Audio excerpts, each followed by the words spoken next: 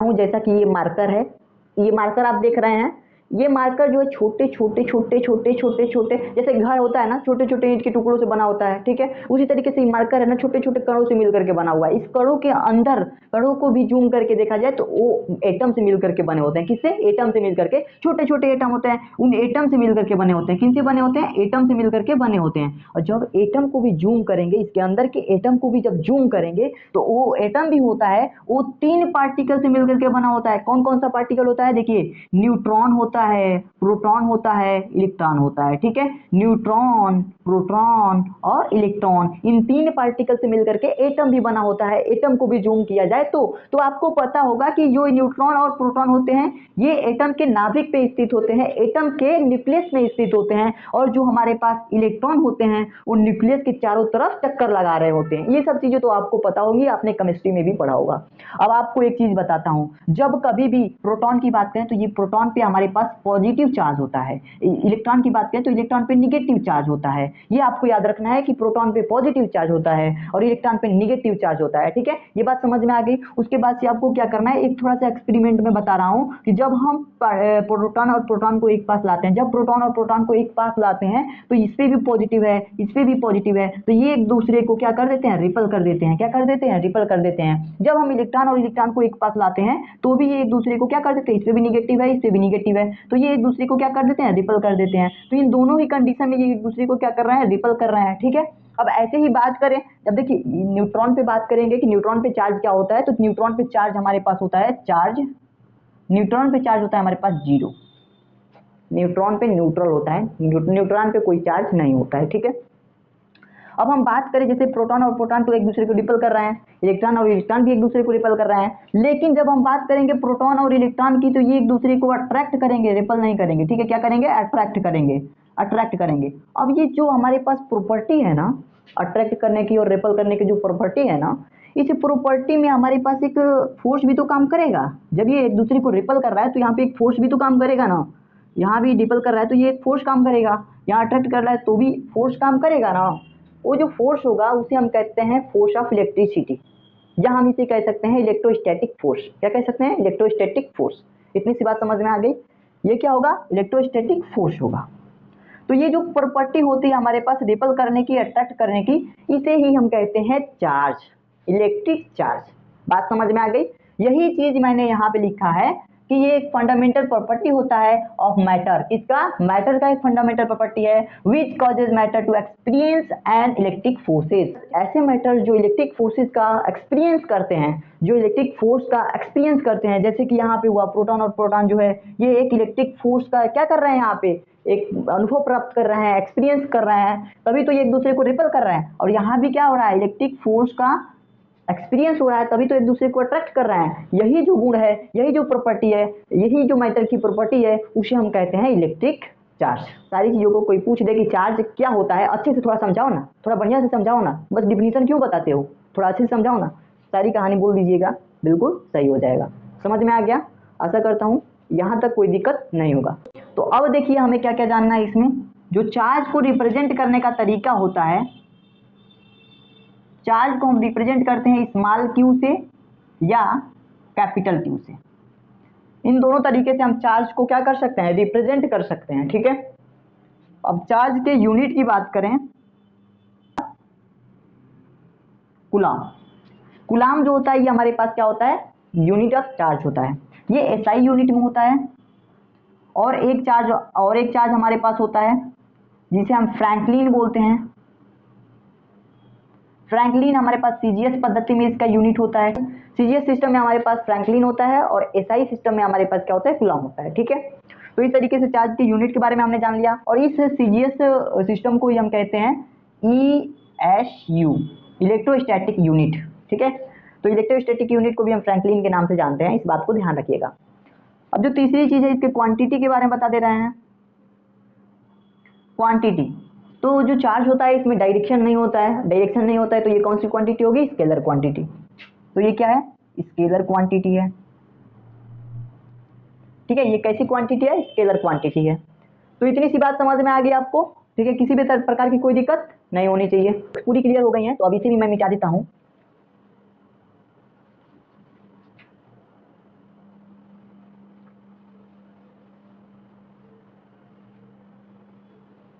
अब हम बात कर लेते हैं कि चार्ज होते कितने तरह के हैं।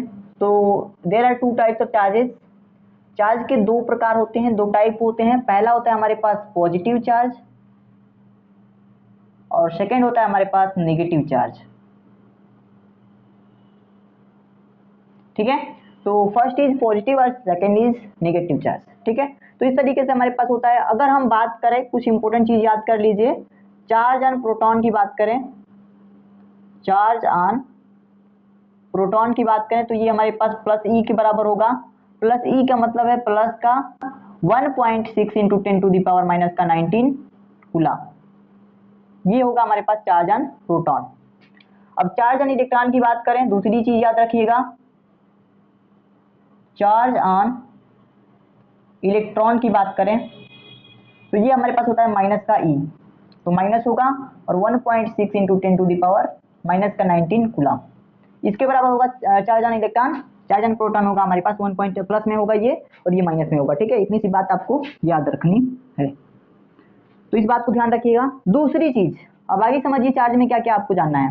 अब चार्ज में आपको पहली चीज याद रखनी है, पहली प्रॉपर्टी आपको याद रखनी है कि जब भी हमारे पास सेम चार्जेज होंगे, सेम चार्जेज जब भी होंगे तब हमारे पास क्या होगा उसमें, यानी कि अगर हमारे पास पॉजिटिव और पॉजिटिव चार्ज हैं या नेगेटिव और नेगेटिव चार्ज हैं, ये सेम तरह के चार्ज है ना, ये पॉजिटिव दोनों क्या है, सेम चार्जेज हैं, तो ये एक दूसरे को क्या करेंगे, रिपल करेंगे, एक दूसरे से दूर चले जाएंगे, दूर होते जाएंगे। और ये जो हमारे पास माइनस माइनस चार्ज है ये भी सेम चार्जेस हैं, तो ये भी क्या करेंगे, एक दूसरे से दूर होंगे। तो क्या कर रहे हैं, एक दूसरे को रिपल कर रहे हैं, क्या कर रहे हैं, रिपल कर रहे हैं। तो ये एक दूसरे को क्या करेंगे, रिपल करेंगे, यानी कि इनके बीच जो है रिपल्सन फोर्स लगेगा। और अगर हमारे पास दूसरी जो चीज है डिफरेंट चार्जेज हों, डिफरेंट चार्जेज हों, यानी कि लाइक अनलाइक भी कह सकते हैं। अगर हमारे पास डिफरेंट चार्जेज हो तो एक दूसरे को अट्रैक्ट करेंगे, क्या करेंगे, अट्रैक्ट करेंगे। जब हमारे पास सेम चार्ज हो रहा है तो रिपल कर रहे हैं और डिफरेंट चार्ज हैं तो अट्रैक्ट कर रहे हैं, इस बात को आप ध्यान रखिएगा। जैसे कि अगर कभी भी प्लस और माइनस 2 चार्जेज हो जाएं या माइनस और प्लस 2 चार्जेज हो जाएं तो ये एक दूसरे को, यानी प्लस और माइनस की बात करें तो ये एक दूसरे को क्या करेंगे, एक दूसरे के प्रति क्या करेंगे, अट्रैक्शन दिखाएंगे, अट्रैक्शन फोर्स का अनुभव करेंगे, एक्सपीरियंस करेंगे। ये माइनस और प्लस क्या करेगा, एक दूसरे को अट्रैक्ट करेगा। ठीक है, तो अलग अलग तरह के यानी कि डिफरेंट तरह के जो चार्जेस होंगे एक दूसरे को अट्रैक्ट करेंगे और जो सेम टाइप के चार्जेस होंगे एक दूसरे को रिपल करेंगे। इतनी सी बात आपको समझ में आ गई, तो ये चीज आप याद रखिएगा। ठीक है, अब इसको मैं मिटा दे रहा हूं।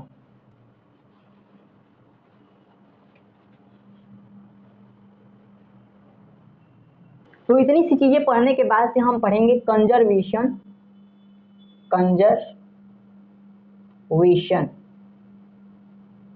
Of charge. Conservation of electric charge देखें तो इसमें कहा जाता है कि charge can not be created, charge को हम क्रिएट नहीं कर सकते, and charge can not be destroyed, charge को हम बर्बाद नहीं कर सकते, डिस्ट्रॉय नहीं कर सकते, ना तो चार्ज को हम क्रिएट कर सकते हैं। अब देखिए यहाँ पे but charge can only be transferred, charge को हम ना तो क्रिएट कर सकते हैं ना तो डिस्ट्रॉय कर सकते हैं, बल्कि इसे हम एक बॉडी से दूसरी बॉडी में ट्रांसफर जरूर कर सकते हैं। चार्ज को हम ना तो क्रिएट कर सकते हैं ना डिस्ट्रॉय कर सकते हैं, बल्कि चार्ज को हम एक बॉडी से दूसरी बॉडी में क्या कर सकते हैं, ट्रांसफर कर सकते हैं। तो केवल इतना ही कर सकते हैं चार्ज में, तो इसे हम केवल ट्रांसफर कर सकते हैं एक बॉडी से दूसरी बॉडी में। देखिए कैसे करेंगे, देखिए हमारे पास एक सिस्टम है, कैसा सिस्टम है, आइसोलेटेड सिस्टम, और ये एक और सिस्टम मैंने ले लिया, दूसरी सिस्टम है। ये 2 सिस्टम है हमारे पास, इसमें 3 बॉडी या 2 बॉडी रखी हुई है। ठीक है, इस सिस्टम के अंदर 2 बॉडी है, इस सिस्टम के अंदर भी 2 बॉडी है। ठीक है, यहाँ पे हमारे पास प्लस का 6 कूलम आवेश है, प्लस का 6 कूलम चार्ज है, और इस बॉडी के अंदर माइनस का 3 कूलम चार्ज है। और इस बॉडी के, इस सिस्टम में, इस बॉडी के अंदर हमारे पास प्लस का 2 कूलम चार्ज है, और इस बॉडी में हमें बताना है कि इसमें जो चार्ज है, जो Q का मान है वो क्या होगा, इसमें जो चार्ज होगा वो क्या होगा, ये हमें बताना है। तो सबसे पहले इस सिस्टम को देखा जाए तो इस सिस्टम को आपने खूब जब जोड़ा खूब जब जोड़ा गया है तब जाके दूसरा सिस्टम बनाया गया है, और इसमें पूछा जा रहा है कि इसमें इस सिस्टम के अंदर दूसरी जो बॉडी है उसका जो उसमें जो चार्ज होगा कितना होगा। तो देखिए कैसे होगा, हमारे पास ये, इसको हम ए मान लेते हैं, इसको बी मान लेते हैं, इसको ए डैश मान लो, इसको बी डैश मान लो। अब यहाँ इसके लिए फार्मूला देखिए कैसे आएगा, बेसिकली हम इसको जोड़ देंगे ए और बी। यहाँ पे देखिए ए और बी को जोड़ेंगे तो हमारे पास ये बराबर होगा। अब इस सिस्टम के अंदर आए तो ए डैश प्लस में बी डैश के बराबर हो जाएगा, ठीक है, ये दोनों इक्वल हो जाएंगे। और यहाँ पे ए की जगह पे मान रखने की कोशिश करें तो 6 कूलम है, प्लस में बी की जगह पे माइनस का 3 कूलम है, तो इस प्लस को छोड़ करके माइनस का 3 डायरेक्टली लिख सकते हैं, क्योंकि प्लस माइनस माइनस ही होगा।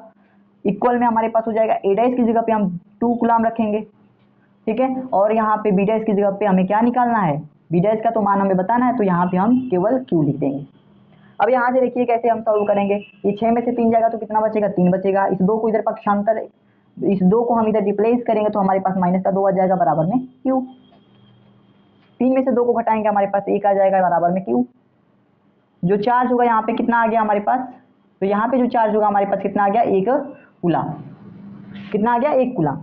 तो यहाँ से इस चार्ज को मैंने इसमें ट्रांसफर किया, कैसे, इसको हिलाने के बाद। तो इस तरीके से ये होता है हमारे पास कंजर्वेशन ऑफ चार्ज। आशा करता हूँ कंजर्वेशन ऑफ चार्ज भी आपको समझ में आ गया होगा। चार्ज क्या होता है, कैसे होता है, कहाँ से आता है, सारी चीज़ें आपको समझ में आ गई होंगी। किसी भी तरीके की कोई भी प्रॉब्लम लगे कमेंट बॉक्स में जरूर बताइएगा। ये मैंने एग्जांपल मैंने आपको समझाने के लिए बताया, इसमें ज़्यादा सीरियस होने की ज़रूरत नहीं है, इसमें ज़्यादा सीरियस होने की ज़रूरत नहीं है। आपको बस इतनी चीज़ें याद रखनी है कि यही होता है कंजर्वेशन ऑफ चार्ज, कि चार्ज को ना तो हम क्रिएट कर सकते हैं, ना ही चार्ज को हम डिस्ट्रॉय कर सकते हैं, बल्कि चार्ज को हम एक बॉडी से दूसरी बॉडी में ट्रांसफर जरूर कर सकते हैं, ठीक है। इसे तो क्रिएट और डिस्ट्रॉय नहीं कर सकते, लेकिन इसे हम ट्रांसफर कर सकते हैं। आशा करता हूँ ये चीज़ें आपको समझ में आई होंगी। ये वीडियो आपको अच्छा लगा होगा। मेरा पहला प्रयास है, इंग्लिश मीडियम से मैं पढ़ाता नहीं था। चैनल पे आप विजिट करके देख सकते हैं कि मैं हिंदी मीडियम का जो कंटेंट है वही दिया करता था। कोशिश कर रहा हूँ कि इंग्लिश मीडियम वाले स्टूडेंट को भी समझाने का। अगर वीडियो अच्छी लगे तो वीडियो को लाइक कर दीजिए, चैनल पर नए हैं तो चैनल को सब्सक्राइब कर दीजिए, थोड़ी सी सपोर्ट दिखा दीजिए। कोशिश करूँगा हर एक टॉपिक को आपके लिए बेहतर से बेहतर समझाऊँ। मिलते हैं नेक्स्ट वीडियो में, तब तक के लिए धन्यवाद।